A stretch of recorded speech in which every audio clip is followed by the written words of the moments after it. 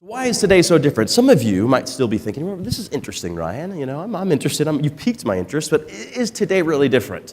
And why is today different? Isn't every young generation just the young generation, and they're all lazy and entitled and what have you? Today is different, and I'll tell you why. Bottom line, millennials are a critical mass of change agents. So what is a critical mass? Critical mass, when you have a scale that's balanced, and you finally have enough of something that tips that scale, that's critical mass. Because millennials are the largest generation on the planet, they tip scales. Wherever they show up, they tip scales. But that does not make them unique.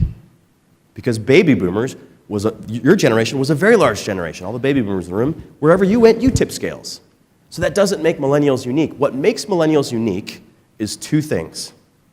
And these two items are the greatest disruptors the world's ever seen. These two items are the greatest equalizer the world has ever seen. And it's impacted everyone in this room. These two items that I'm speaking of are technology and the internet. It's changed the game for all of us. We all live, work, and play very differently because of these two items. Our industries are shifting because of these two items. So you have these two, the greatest disruptors the world has ever seen, and you place those two items on the shoulders of the largest generation on the planet, and that, my friends, is the recipe for massive disruption. That's the recipe that's caused or created exponential times. Things are moving and shifting at exponential rates. So I want to unpack this idea of exponential times with you right now. I'm going to do so with a quick exercise. I want you to name an invention of the past, and we can go back as far as fire if you want to, okay? So just shout out an invention of the past. And I'm coming downstairs to get some of your responses. Just shout them out. Telephone? The wheel? Yes, patent number 2 right after fire, of course. What else? Steam engine. Here's what's really interesting. And for those that weren't playing, you could have said anything. And John shared showed us some great clips of some of the inventions that have happened throughout the Industrial Revolutions. So you could have taken a cue from that and said some of those. But if you didn't say one, you could have said anything in this room. You could have said jacket, shoes, belt, clothes, speakers, TV.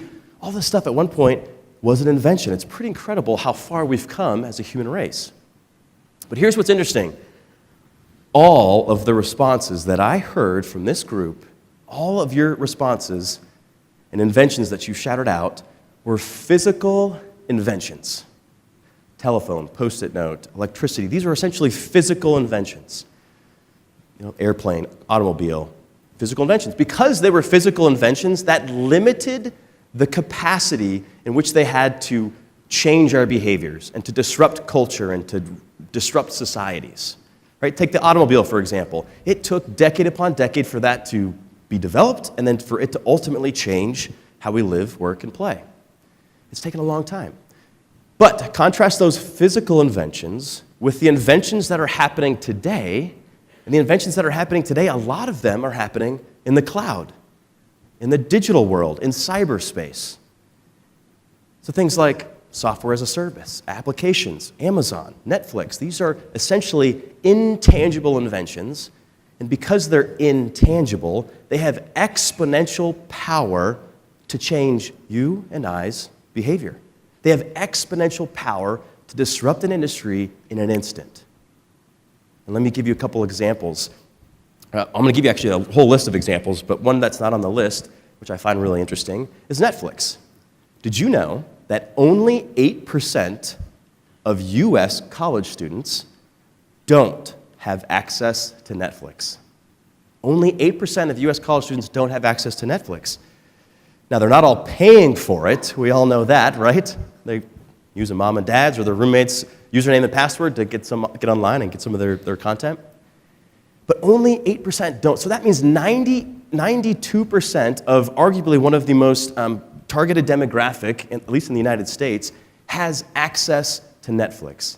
Netflix only started streaming in 2007, and now they have 92%, one of the most highly coveted market. That could only happen. That type of scale, that type of reach could have never happened in any other time in history than the exponential times that you and I live in.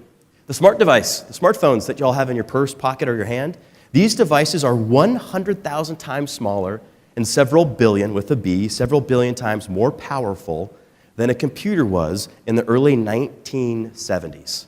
We take these puppies for granted now, don't we? That's how fast our appetite and how fast we're adapting, but we're not quite sure, right? We can feel the ground moving underneath us.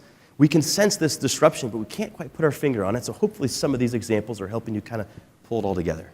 No industry, no individual is immune to the disruption power of today's exponential times. And the millennial generation, the new generation, they are just one character in a much larger story.